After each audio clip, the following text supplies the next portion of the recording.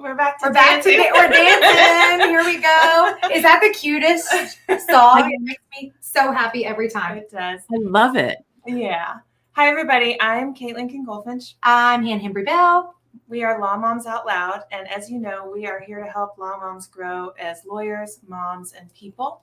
And today, as per the usual, but especially today, we have a super duper extra special guest. And for those of you who are listening on the loudspeaker with your kiddos running around, you may want to stick your earbuds in because we're going to be talking about intimacy and exactly. It's going to be a good chat. So here with us today is Marla Mattenson. If you know anything about her, you're like, wow.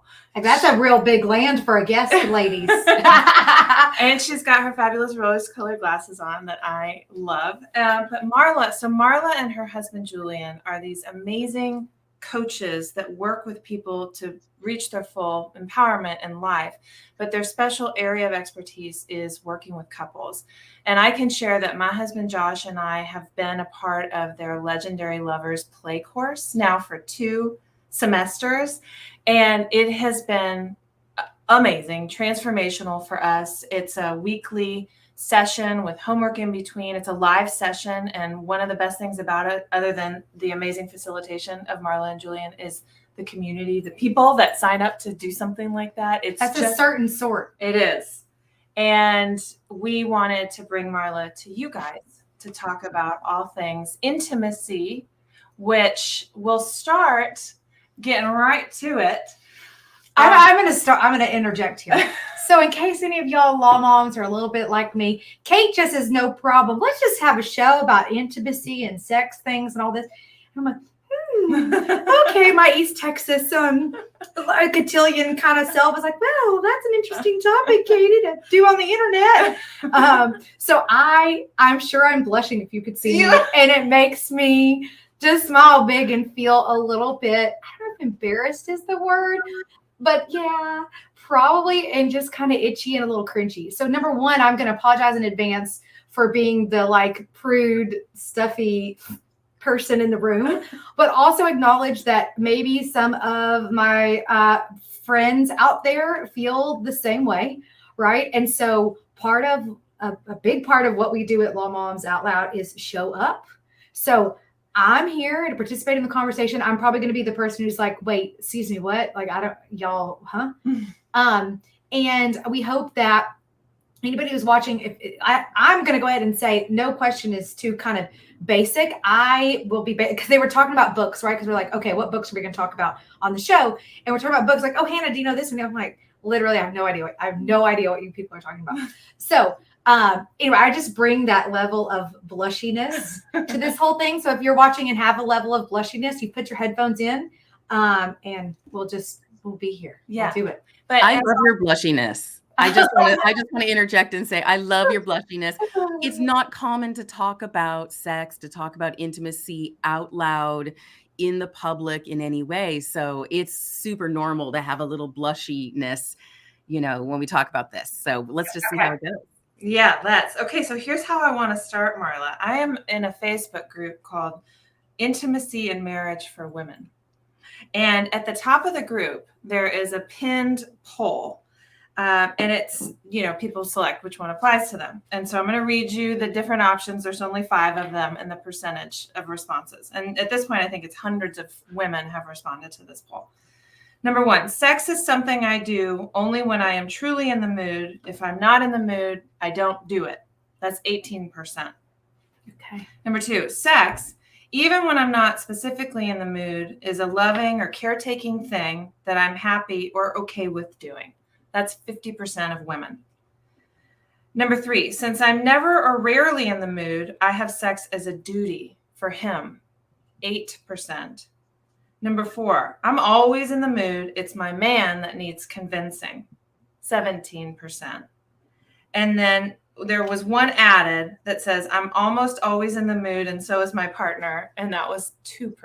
Now, keep in mind that like the people who are going to be in this group, what's the title of the group? It's called Intimacy and Marriage for Women. Yeah. So the like reporting sample is going to be a little bit, I would say those numbers skewed towards the sexier side of things. Well, wow, that's even worse. I know who's it. I think, Marla, don't you think that who would be, I didn't know that's even a group. Yeah, I don't know what Facebook told me I about. didn't even know that's a thing. So I think you're right. I think you're right, Hannah, because obviously anybody who's going to answer a questionnaire like that is already considering sex. They're thinking about it. They're wanting to, have a new experience maybe and get some freshness, into their relationship, into their marriage. So I think that it's really interesting. It's really interesting. And it's really aligned with what I know and what we know about being in the mood. That being in the mood is not something really that happens naturally for most people, to be honest.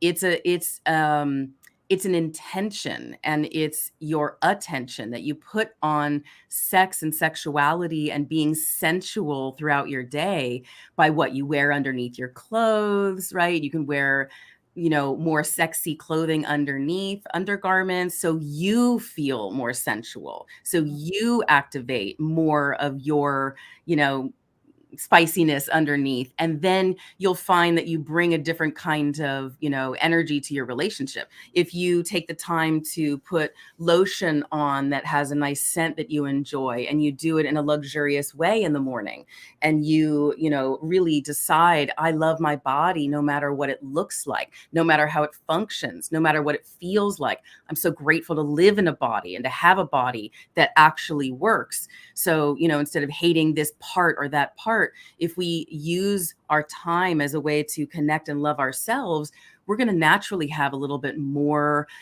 va-va-voom for our relationship. So, and then the idea that we're all supposed to be turned on at the same time in a relationship is just crazy. Because first of all, almost all the time, you're at different places in the day. Maybe you're thinking a lot and the other person has had a chance to relax.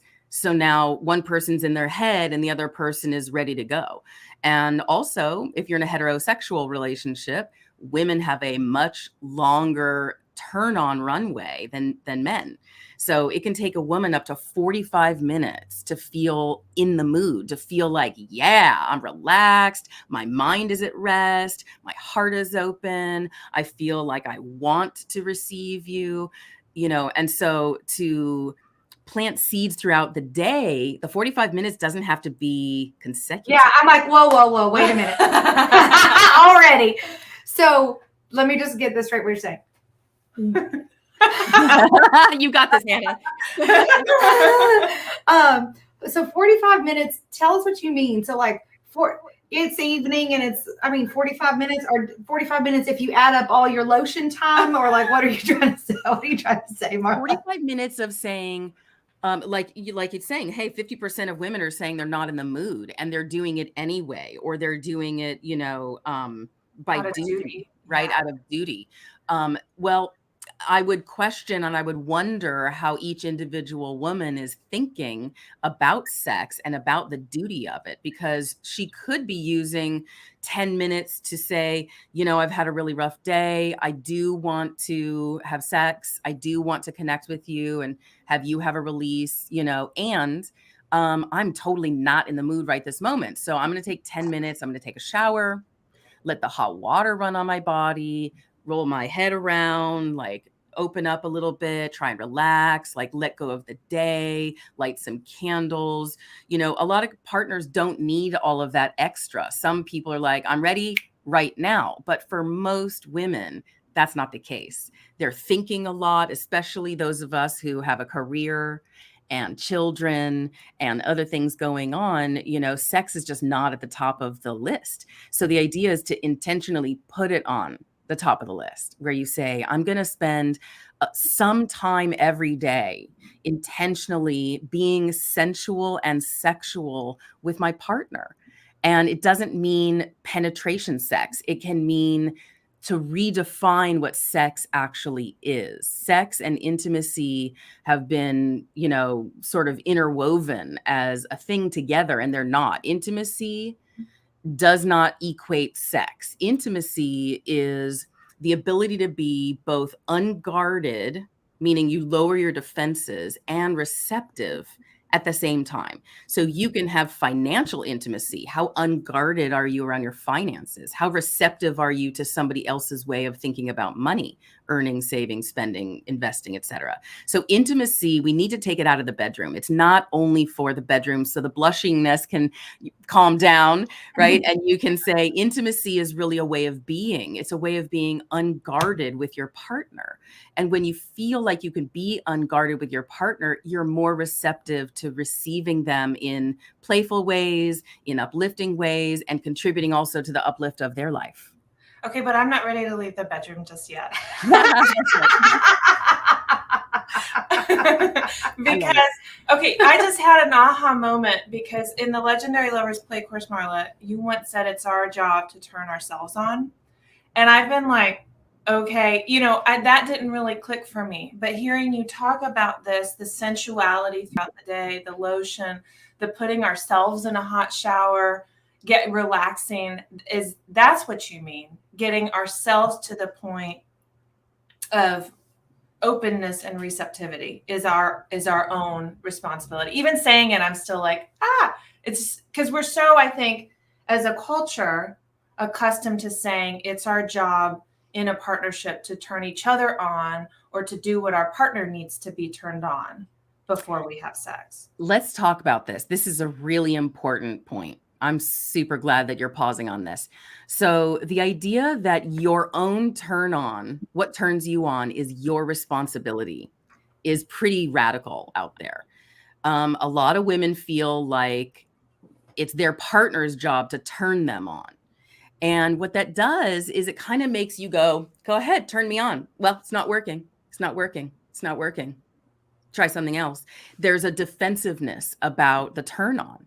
And so the idea is if my turn on is my responsibility and I get to find out what does turn me on, what does make me relax more, what does bring me more into the sexual vibe, then I don't have to withhold that. I can share that with my partner and I can say, hey, here are 5 ways you can contribute to me feeling more turned on at times that you want to engage in sex. Because if you just go right for it, I'm probably not going to be turned on in that moment.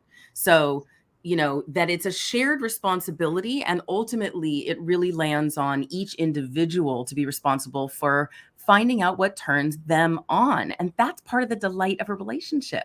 It's like, ooh, that actually really worked. When you rubbed my low back, oh my gosh, it's like all of the thoughts in my head just like went out. I just went kind of gooey, What I think this one thing, I guess older, I don't know, whatever, that I get, that I come back around to, and I think especially for lawyer moms and just women in general, is what do I want? Mm-hmm. Yes, I ask this everybody we talk to. Eventually I'm going to get to that part of the question of, I think for most of us, we're so busy as women and with careers or homes to take care of and children, whatever, thinking about what everybody else wants and needs from us. It's our training too. Yep. And we're trained to serve. Mm-hmm. Like if you go to Mother's Day cards, they're all going to say, my mom gave up everything from us. Or my mom doesn't. They don't say my mom was a fully awakened, alive woman who knew what she wanted. I'm sorry. The Hallmark doesn't make that one. Those cards are coming next year. Yay! But,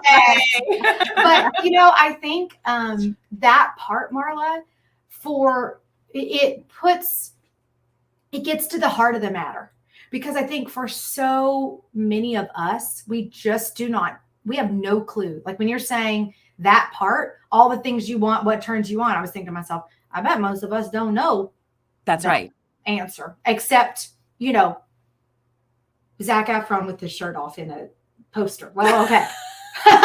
We could all pretty much agree. That's he's like a baby. He's older. I think like he's 20s. old enough now. I was like, that was my example that came to my head. Look, see, people are agreeing with you. Yeah. So you're totally nailing it right now, Hannah, because when we start to have the courage and the vulnerability to ask ourselves, what do I really want?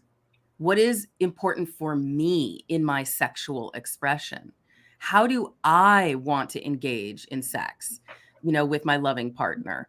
When we start asking ourselves those questions, you can explore and you can experiment and you start to feel more free and open and curious about what actually does turn me on. What parts of my body turn me on? I don't know if you two saw the Goop Lab on Netflix, but they had a series of basically intimacy and what turns you on. It was really fantastic. And, physical touch it's not even required for some people to feel turned on.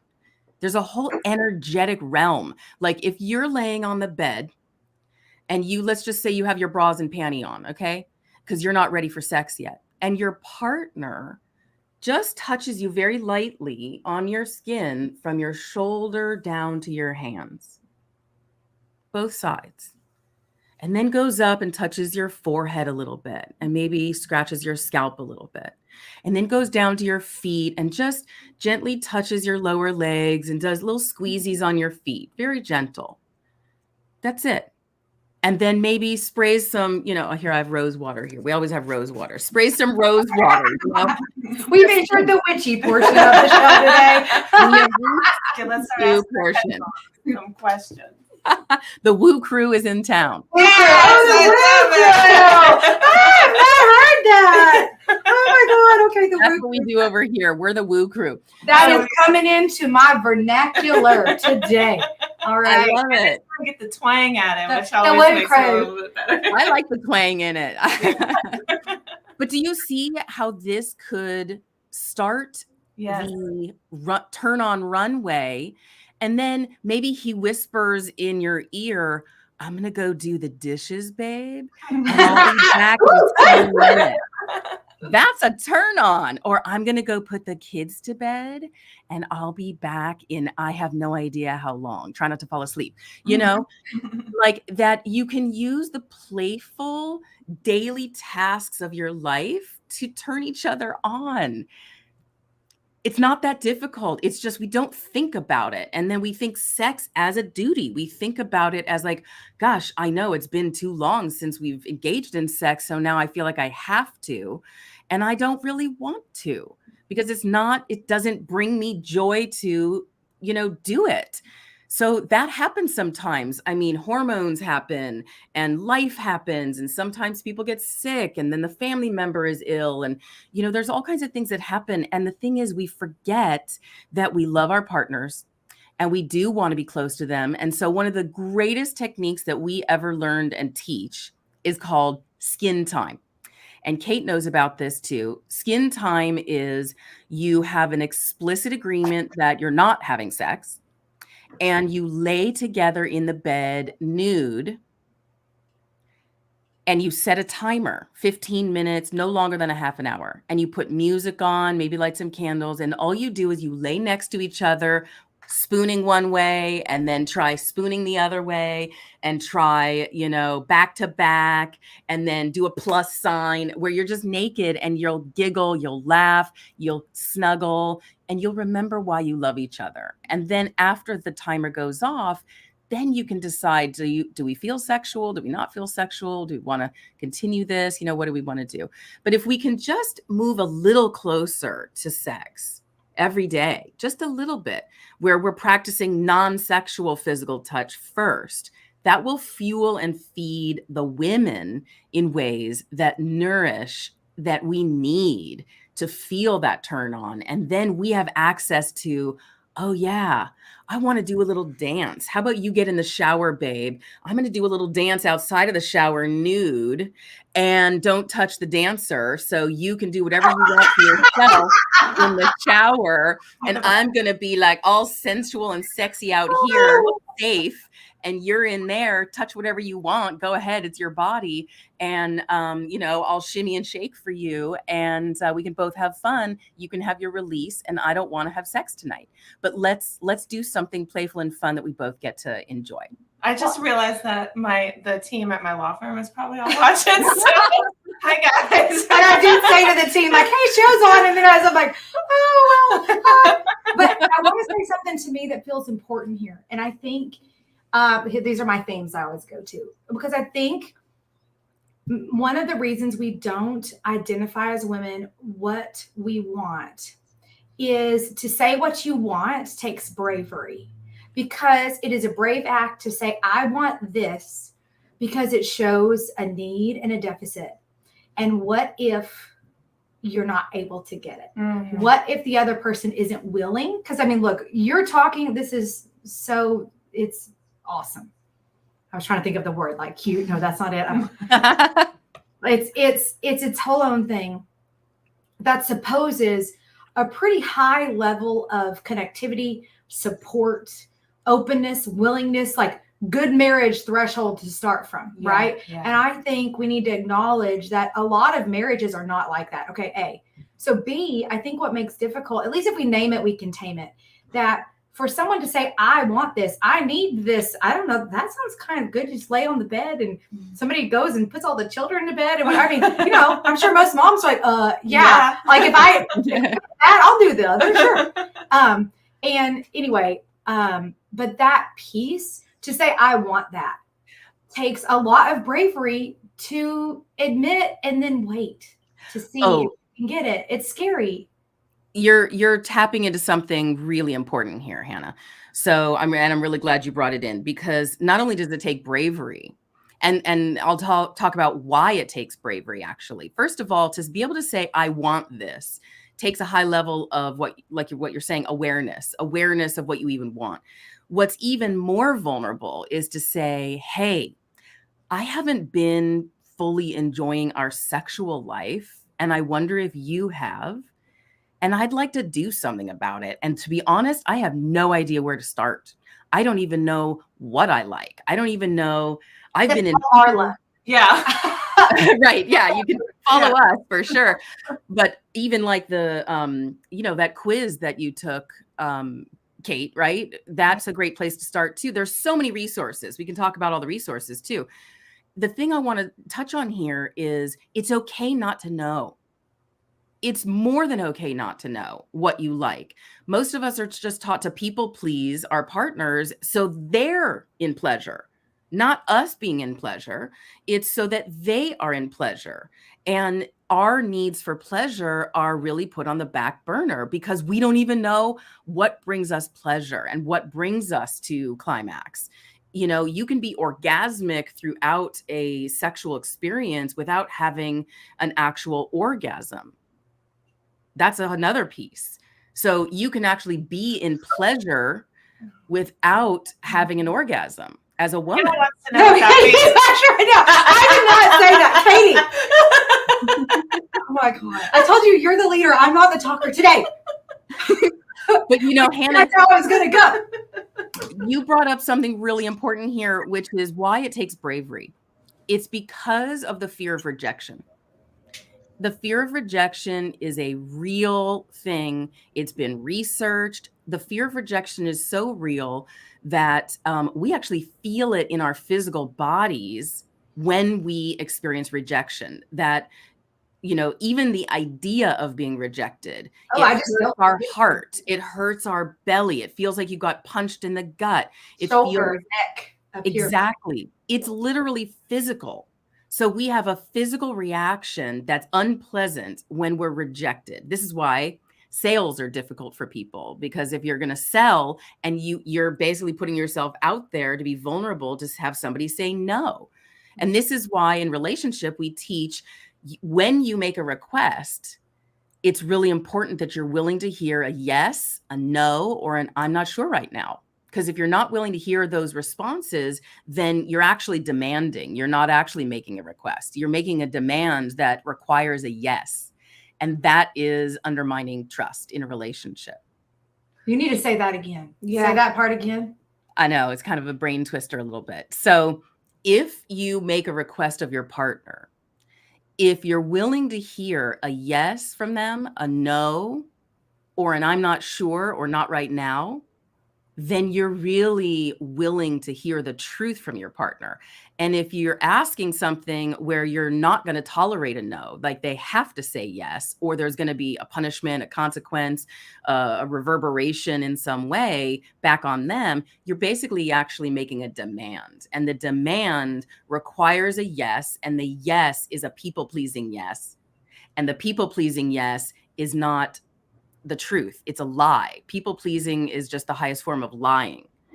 Lying and saying what you think they want to hear rather than actually saying what's true for you. Is this uncomfortable? Well, it's like, okay, but what if you really do have a non-negotiable demand? Then don't state it as a question. No, State got it it. as, Be hey, honest. Has to be. yeah, be honest. Hey, I have a statement / demand that I really need you to do, and I need you to do it today. Are you available to do that? Well, and That's the question. I think that most women that I've known now, as my awkward blushiness might convey, I'm not probably a part of all of these conversations, but it seems to me with people that most women I know live in that space in their marriage, the demand part, right? Like, I mean, what we're told, I mean, here's what, a man needs to have sex every 3 days to, I don't know, biology. Someone told me that at some point, that a man needs to have sex every 3 days, biology, or he's going to cheat on you and leave you. That's what somebody told me along the way. And so somehow in my side, not saying that I apply this, but I'm just saying somewhere inside of my mind lives this idea that if you do not do what the man needs on this regular schedule, just science, he's going to get it someplace else and leave you.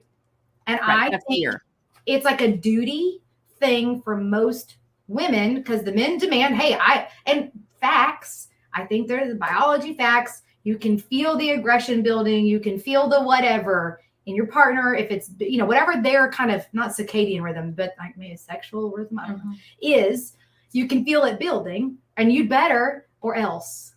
And so I think for most women, that's how I've heard them talk about it in the demand transaction. So do you think,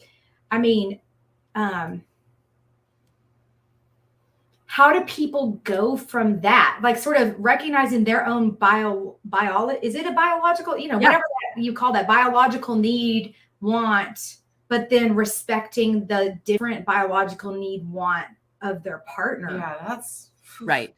Yeah. Let's address this. This is a really good topic here. So the first thing is what you're actually talking about is inviting in a conversation, because every couple is unique. And every couple goes through cycles and waves of when they feel sexual and when they don't. And each partner in the relationship has their own cycles. So the first thing to do is to actually just have a fun conversation over dinner or on a walk where it's just relaxed, and you just ask your partner, hey, I don't think we've ever talked about this. How often do you need to have sex or have a release? I'm just curious, like in my mind, I feel like it's every 3 days or once a week or, every day if you have the opportunity, but I don't even know how you feel. How often do you want to have sex or have a release? And then be quiet and listen to what they're saying and let them talk and let them ponder for a moment. Maybe they don't say anything right away. Don't just jump in and go, oh, never mind. I don't want to make you feel uncomfortable or anything. Just let the silence be there. How, for a thing that drives so much of society and our relationships and everything. I was just thinking about that. We don't talk about it. We don't talk, like in marriages, you will literally talk more about what you're going to get a kid, somebody else's kid around the corner that you don't like for their birthday on Saturday, and how that present's going to get bought, than you talk about this. Okay. What is that? But what is that's called the back burner. Yeah. That's the back burner, because you think your relationship is always going to be there. But when you're engaging in sex from a place of fear, which is actually what you're talking about, is I have to do this, even if I want to. In my mind, I still have to do this. Otherwise, he's going to potentially want to go cheat. And there is some reality to that, which is if your needs are not mutually being met in a relationship, the idea of somebody looking elsewhere for that, if you're not willing to talk about these things, is high. So it's not like you're crazy for thinking that or saying that. It's just the idea is it's not that difficult to open up this conversation, even if it's uncomfortable. You have sex. Why can't you talk about it? So what was your step 2? Sorry. Well, step 2 is, okay, Yeah. so you ask your partner and you just wait for them to respond. And what if they say every day, but you are a once a week person? Then what? Cool. Guess what? We get to get super creative to make sure your needs are being met. I feel like I probably haven't been meeting your needs since you want it every day, and I'm not down for that. We're in a monogamous marriage or relationship, so we're not going elsewhere for it either. So let's get creative. Let's find ways where you can have a release every day, and maybe I'm involved and maybe I'm not. Just because it doesn't have to be sex. And just because they want it every day doesn't mean they get it. This is pretty mind-blowing. It's a conversation. And honestly, I'm glad it's mind-blowing, because I think that on some level, as women, we have really bowed down to our men's needs and their sexual drive and sexual desires and sexual needs. And that's wonderful. I love that aspect of women who is like, yeah, bow down to that. Let's make sure they're taken care of. We want to make sure our men are happy and taken care of. And at the same time, not at the sacrifice of us. And all it is a little more creativity. That's all that's needed. Conversation and creativity. That's what you need, in order to really collaborate on how are your mutual sexual needs going to get met. And it's uncomfortable and weird and awkward at the beginning. So let that be there. And if you have the courage to be vulnerable enough to have these conversations and ask these questions of each other and do it in a playful, delightful way, then watch how your relationship flourishes. Okay, I'm about to take us down another path that's related, but we got to talk about what's going on in the country, because if historically women have bowed down to their men's needs, and that's great and all of that, there is an uprising happening. There is a cauldron of fury that is happening amongst us women. And I'm certain that that's happening in a lot of our homes too. And so I'm sure you've thought about this, Marla, how can we as women sort of, or should we even separate what's going on out there in the world and how fucking pissed off we are about it with what's going on at home?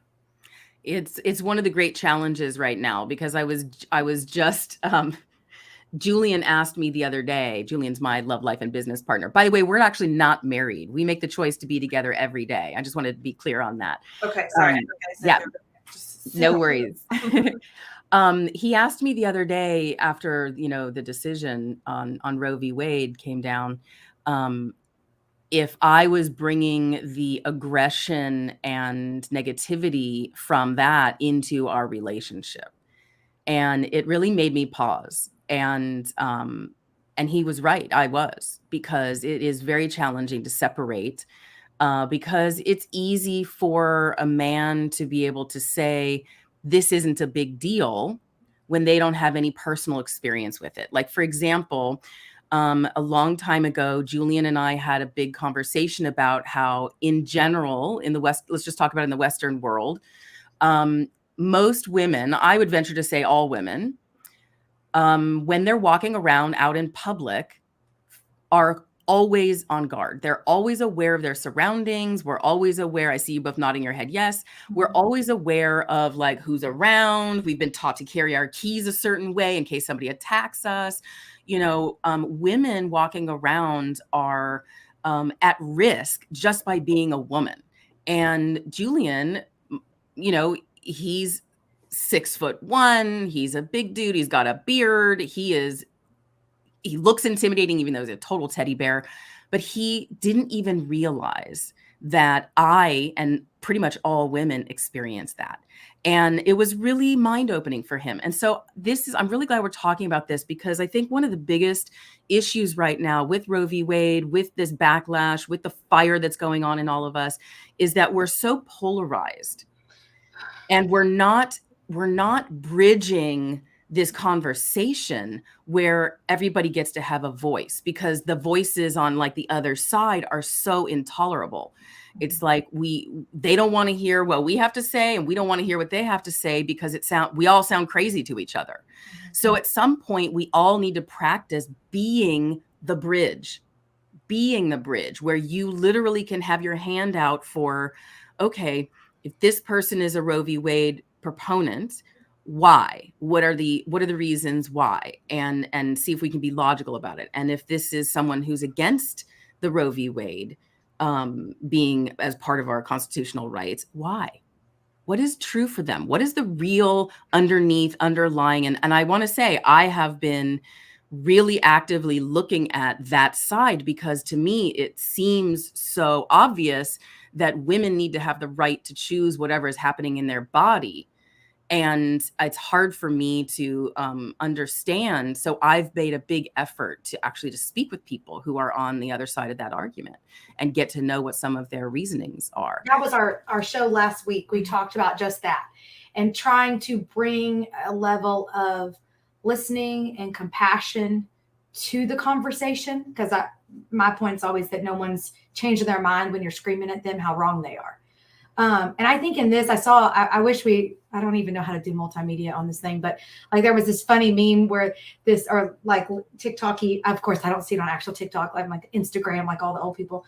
And where the guy was like, thinking about asking my wife, what should we do for dinner when Dobbs came out today? I saw that one. You know, and I think it's this thing, ladies, look, because I think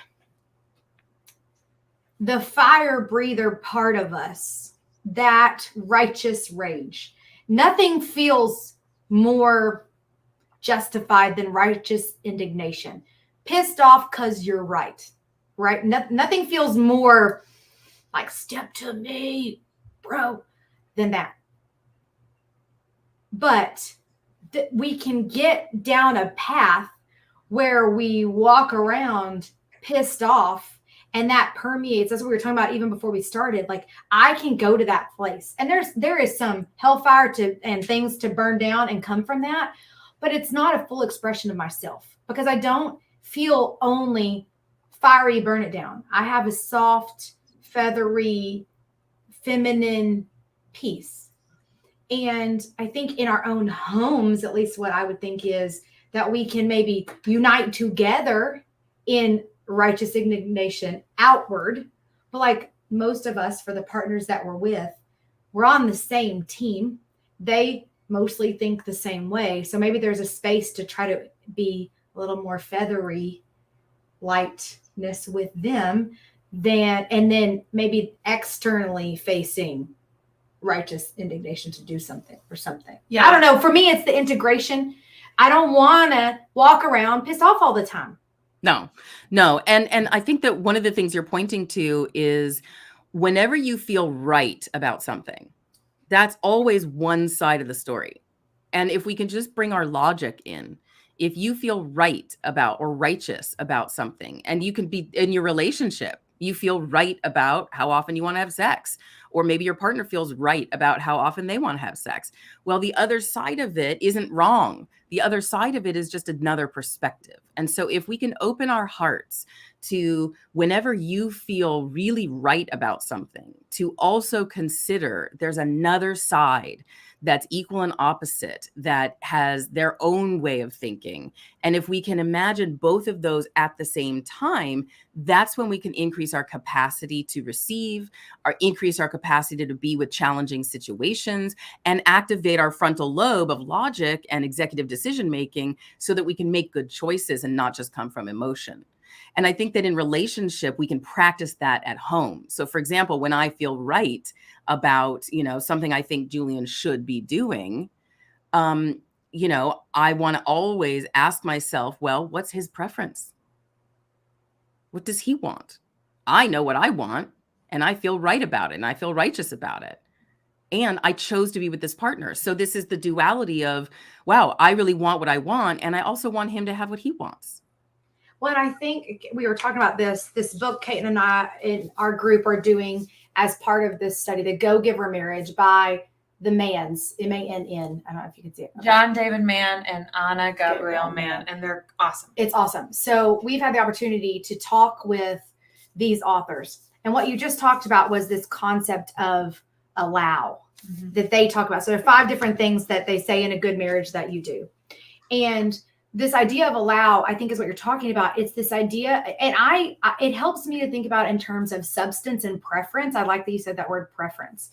Is there matters of substance about a person, right? Like that is core to who they are. That I think the Manns, and I'm sorry if you see this and this is not how you would say it, but like this idea of we allow and embrace and celebrate who someone is and don't try to change their core in the partner. And women, we are doers. We are like butt kickers. We are ready.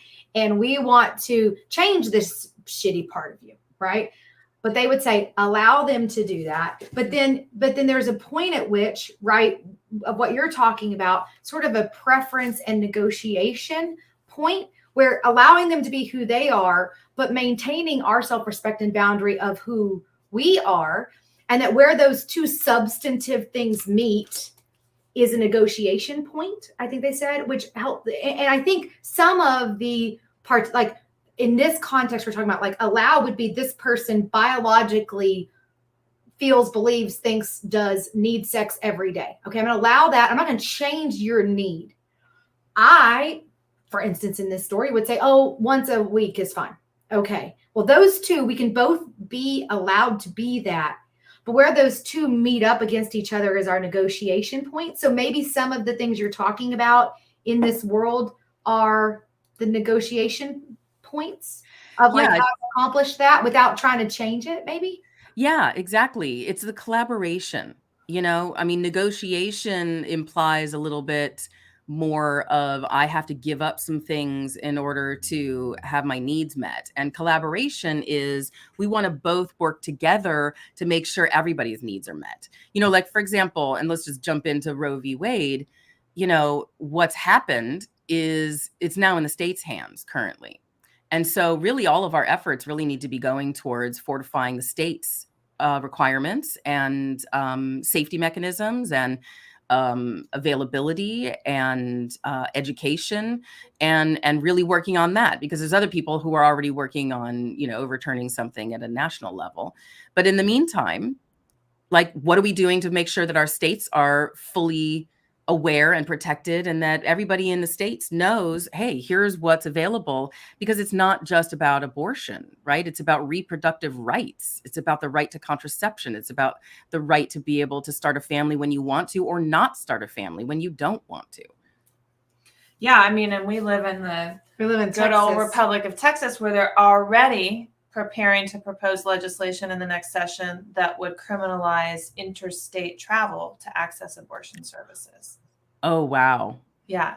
And I was going to talk about, we have a special show tomorrow. Yeah. About for Texas, I mean, particular and like potential criminal implications of Roe. So that's going to happen at 11 Central tomorrow. Yeah, at 11 tomorrow. It's going to be good, and bring your questions to that. But I just have to say, I'm not personally where Hannah and Marla are. Like, I don't have a kumbaya bridge built within me. And I feel drawn to say something to any men who are watching, that we women are hurting right now. We are feeling scared and we're feeling a lot of pain, and we need your support and your vocal support. It's not enough to just silently be opposed to the Dobbs decision. What we really need from you in the home is to talk about it, to acknowledge it, to tell us that you understand we might be feeling a certain way. We need you to be talking about it on social media and taking an active role in fighting alongside us for our rights. Don't leave this to the women, please. And then in the meantime, I'll be working on my bridge. Yeah, bridge, shiny bridge, rainbow. Yeah. There's gonna be a rainbow bridge with sparkles. Yeah. I love it. And it's interesting though, right? We're asking men to speak up, which is appropriate, and it's so uncomfortable for people in general to talk about these issues at all. I mean, look, this whole conversation we're talking about sex. Well, the only reason to have an abortion is because you had sex. So let's talk about sex. Let's talk about what it is, what it isn't, how to redefine it, to not have penetrative sex and instead enjoy the sensuality of our bodies and really have your sexual experience be a little bit more around pleasure for both partners rather than just, to get off, or to have a release. Because women in general really need to feel nourished and nurtured through the sexual experience. And one of the things, on a little side note here, one of the things that we teach in our home study course and in our live courses is this idea of post play. So let's say whenever you do have sex, that instead of just rolling over and, getting a towel or getting cleaned up or whatever, or going to sleep, that you spend at least 1 minute, just 1 minute, up to 10 minutes or an hour, however you want, but at least 1 minute of just non-sexual physical touch. Touch your partner's forehead, put your hand on their heart, snuggle with them, rub their arms and legs. Post play sets up the yes for the next sexual experience, right? So because when the end comes, when the release has happened and it's clear that the sexual experience is over for now until the next time, if that's the last memory you have in your mind, then you probably are not going to feel super excited about the next experience unless you have the end be a little more nourishing, a little more nurturing and kind and expressive of the love that's between the two of you. So 1 minute of post play, and you're going to see, even just whispering, "I love you so much. I'm so glad we could be physical today. This felt really good." Just a little bit of nourishing is going to go a long way. Well, I think even just these little tidbits today are really shift possible, right? That there's just shining light. And even as we've talked, I've sort of eased into it, right? It's like just getting some of our muscles. It's like a little bit awkward, just diving in and saying some of the things. Now, I know we were talking about before, and I don't want to miss this. Some books that you would recommend, Marla, for people who maybe are not ready to have conversations with anybody else but their own mind. So maybe they could read some things you suggest for this intimacy cultivation. Yes, I'm so glad you asked. So I have this book here. If I can get in the screen properly. Am I? Okay, yeah. Intimacy, yes. Trusting oneself and the other. This book is a great book, and it has these little grayed out squares, and you can literally read the book to each other. This is something that we recommend, is you just read one page to each other out loud, and then you talk about it and you say, do you agree or do you disagree? How do you feel about this? So now you have a third party being the thing you can point to say, I don't like that part, or I don't agree with that, or that feels weird. Bad cop. Exactly. Okay. Now this is the third party, instead of you having a need or desire, like, I really want you to understand this concept. Instead, that's the allowing that you were talking about from that book, The Go-Giver Marriage. A next book is called The Magdalene Manuscript, The Alchemies of Horus and the Sex Magic of Isis. Okay, so don't get nervous. I'm not. You with the Woo crew showed up. Woo! The Woo crew is here. So what this is honestly, this is the ancient techniques of Tantra and internal alchemy, and how to basically have your own body bring the energy up from your sexual centers, up, all the way up out your head. And this is a practice. This is like an ancient textbook. So this used to be taught. This used to be taught in ancient days. And so this is a real journey. And it talks about manuscripts and then some real like how-tos. It's really fascinating. And then in the comments, right? Yeah, they're up on the screen too, so y'all can see. Oh, good. And then here's the last one I wanted to share, is this book by Byron Katie, Loving What Is. And Byron Katie is this woman who had a spontaneous awareness. She was very negative. She was depressed. She had all kinds of issues. And then she had a spontaneous awareness that loving what is and not wanting to change it at all was the pathway through. And she's never gone back. And she asks 4 questions. She has YouTube channels about it. Is this true? Is the way I'm thinking, is this true? How do I know it's true? And then she has a whole process around like circling it around and asking the opposite question. It's really a beautiful process, and it's very objective. And that's one of the reasons I like it. This is why I love Law Moms Out Loud, because the two of you are both playful and also objective and logical, and you bring your fire and your fancy. And I love that. Well, Law Moms Out Loud loves Marla. Yes, big fan. And I mean, the book, we're both a couple of book nerds over here. So I can already feel Katie's fingers trying to get to her phone to add it to her Amazon cart. Woo, go. So, Marla, we would be remiss. Okay, so we can read these books and all that, but how there are going to be people watching this who are thinking to themselves, that lady with the rose-colored glasses, and she says words I've only ever whispered. Just like, what can you personally, or through your business, or people who work for you or whatever, how can people connect and sit at your feet? Oh, that's sweet. Thank you. Yeah, one way to do that is on Instagram. So also old school. Instagram at The Intimacy Experts is our handle, and we share a lot of really great information on there. Also on Facebook here. And on Instagram, you'll see in our link tree, we have some really great resources there. And one of them is this concept called the redo. And the redo is you never have to worry about making a mistake ever again, because you can always ask for a redo in your relationship, with your children, with your family and friends. Because when we don't show up as our best selves, usually we're just kind of like, I'm so sorry. And then you kind of maybe do it again. But with the redo, you actually go back and you rewire the situation and you reenact the same scenario, but this time with your open heart and your best self. Ooh, so good. This is new to me. I need to go to the Instagram stat. I love that. A redo.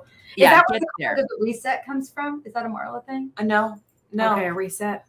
Or maybe it was. Maybe is that you? The reset? Do a reset? No, I don't think so. I mean, the redo absolutely does a reset, but we don't really use that language. Because real quick, Katie, what's a reset? I don't remember. I was thinking maybe I was trying to tell you about a redo and I used the wrong word. Oh, we're like because Kate sometimes will talk about we need a reset when there's been some sort of like a conflict issue. Oh, that's a Gottman thing. Repair. A repair. Oh, a repair. Reset. Lots of re-ins. Okay. So the redo is a type of repair. It's the type of repair that literally, when you go back and you think, oh gosh, I'm still feeling bad about that one thing I did, how I showed up with my sweetheart. I still think about it. I wish I didn't do that. Those are the things, even 10 years later, you can go back and say, hey babe, would you be willing to redo this situation with me so I can show up as my better self? Because then what happens is, instead of remembering the ugliness at the end and feeling bad about it, you can actually remember, yeah, that whole thing happened and it didn't feel good. And then we did the redo. And then at the end, we both showed up as our best selves. And that's the memory that takes you into the future. And so you don't have that heavy weight laying on you. And you could do it in the moment too. As soon as you realize, you're like, oh, I didn't say that with the kindest tone. May I have a restart on that? And I'll do a redo real quick, right? You can get playful with it. And then also on our link tree, we have a home study course called the Lovers Play course. Kate mentioned it a little bit, and it's fully DIY. It's got amazing resources in there. It has a couples yoga which is super fun that our friends Kaylee and Ben made specifically for us. And an inspiration list of non-sexual playful things to do and sexual playful things to do and to explore. And it's super wonderful program. And then we have a live version of it where twice a year, we take couples through an 8-week deep dive. So the fall, October is typically when we start for 8 weeks. The fall, we do time bending. So how do you bend time? How do you collapse time? How do you either lengthen the amount of time that you're in a lovely situation with your sweetheart, or how do you shorten the amount of time that you're dealing with an issue you don't want to deal with that long? So Wait. time bending. Yes. Wait a second. So there's a course, 8 weeks, where you talk about how to bend time to get through things faster or to slow things down. Correct. It's awesome. It's awesome. super. Is that tell me, okay, sorry. I'm like, I'd like to go to the FAQs now. So that's like, do you be the teacher and a professor of it? Like it's live, or it's a class, it's live. A webinar. It's live. Ooh, yeah, it's a live. Time and all of that. I'm like, oh, you've got my attention now. It's really cool.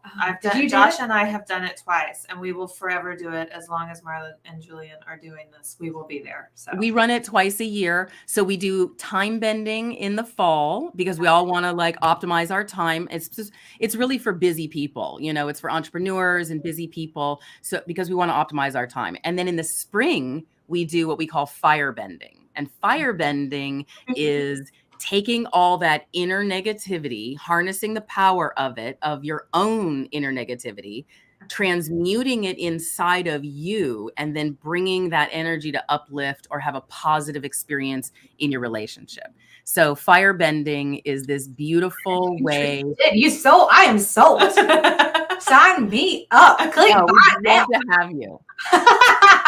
It's so fun. And honestly, everybody who's in that group, we take a lot of care and consideration with the people who show up because we are very dedicated. We actually believe that when couples behind the scenes are really practicing being kind and loving and being their playful, joyous selves, that really the potential for war on earth to be completely dissolved is not only possible, it's inevitable. Yeah, if couples are not at war, the world won't be at war. That's right. That's right. If we can do it behind the scenes in our own home and we come out of war, internal war with ourselves, inner violence with our own thoughts, and then outer violence with our words, our actions, right? If we can do that for real behind the scenes in our homes, then we can do it out in the world in our communities, because the hardest place to do it is within yourself and with your partner. Because they're so easy. They're such an easy target, because they're with you all the time, and they're kind of always going to be there, in a way. This is kind of how we think, but that's not always true, right? So we want to nourish our relationships, and we want to come out of the habit pattern of negativity without people pleasing, without yes deering, without pretending like everything is fine, actually getting to the root of the issues and being willing to look directly at them, because they're there anyway.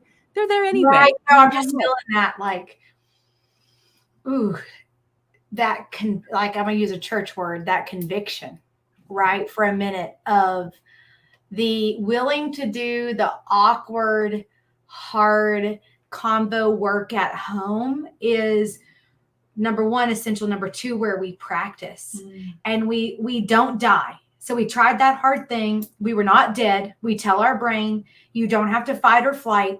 If you show up as yourself, it's going to be okay. Brain, we're training that to then be that bridge and be that other, bring that forward, and just to sort of ignore it and like, oh, it's fine because I'm, this person I'm married to, they're not going anywhere, it's going to be fine. But it's our responsibility. Yep. You're exactly right. You're exactly right. And in the home study course and in the 8-week programs, we talk about fight, flight, and freeze. And we talk about it as a biological mechanism of safety that is just a human experience that we start reacting from. But actually, when we can allow the chemicals in our brains to have the time to unbind, then we have our thought process available again. And in the meantime, we don't have expressions of negativity while the chemicals are bound, because the only, bubble of words you have available when you're in fight, flight, or freeze, none of them are kind. They're all ugly. None of them are loving. You don't have a need for empathy when you're activated in fight, flight, or freeze. There's no need for it, right? The only need you have is get out of here, fight my way out, or like blend into the woodwork and pretend like everything is fine. I just had an idea. Ooh, ooh, ooh. Kate knows that's my cue. Ooh, ooh, ooh, ooh. It's usually good, whatever comes after that. Marla, and we can talk more about this offline, but I think you need to offer a course for law moms where us law moms can show up as a group and learn from you things that are unique to us. Let's talk about that. I think we should do it. I have so many women lawyers in my field. I love, my dad's a lawyer. I love lawyers. I love women lawyers. They are fierce and formidable. And I would love to do that. I would love to do that. Hey, you ladies and law moms and law mom adjacent, y'all comment that you want this, and we'll start a convo. We're going to get our group. You know, some of y'all are in our group, and the group has been kind of quiet, but we're working on that. And let's try to get something cooking where we can do our own. We can call it some other kind of, apparently bender is a thing, like mom bender. I don't know what we're going to call it, but time bender, fire bender. We'll come up with some other bender. we probably will not go on a bender, but yeah, I was confused with the twang. I didn't know you were saying bender. What do you think I was saying? Oh my God. When I was in college, I'd say, y'all want to go get some ice cream? And they were like, what did you say? Some ice cream? That's what I thought I was saying. One of my favorite Hannah-isms, she said, you can't roller skate in a buffalo herd. You can't roller skate in a buffalo herd. Oh my God, I love that. Yeah. So, okay. Well, I just got shiver chill about that idea. So I think that's how I know it has some legs. So Marla, we'll talk with you offline. I think we absolutely should do that. And I know all of our people would want to sign up. Let's talk to her about the retreat. Okay, awesome. We have lots of things. So, okay, sorry, everyone. We just had a little planning meeting with you all. Marla, I am honored. I've heard so much about you. Like I said. Gold stars. Gold stars. Okay, quick, gold stars. Yeah. So at the end of each week, we try to give credit where credit is due. Sometimes the credit is worth about a nickel. Sometimes it's worth about a gajillion dollars. So gold stars this week. Kate, I think you're going to start us off with gold star as a lawyer. As a lawyer, I got a gold star this week because a bunch of stuff happened in the immigration sphere, including a really tragic story of migrants dying in the back of a truck. And Greg Abbott tweeted that the reason that happened was because of Biden's border policies. And I did a bunch of media interviews about his tweet, and I told the truth, and I called him a liar on the news. Go. Thank you for doing that for all of us. Amazing. All right, Marla, I think you had a gold star as a mom this week. Yes. So I am a stepmama to an amazing, almost 13-year-old. And my gold star is that I sent her off with her mama. They went to Hawaii this week. And when they came back to the house for a minute to grab something, and when they were back in their car, I said, I love you both so much. Have a great time. And it's really true. I really do love both of them so much. And that is a huge win. So really yes. So my day job, when I'm not podcasting or whatever it is that we're doing, I'm a family lawyer, and may we all learn from that. So I'm going to round us out with the gold star for people. This week, I really recommitted to being present in my every moment, because I've said it probably on here before. The most influential book in my entire life is Eckhart Tolle's The Power of Now. It sort of started my whole journey in the woo crew. I've totally taken it. The woo crew world. And I recommitted and am doing everything I can to try to live in each moment. Wherever you are, be all there. The idea.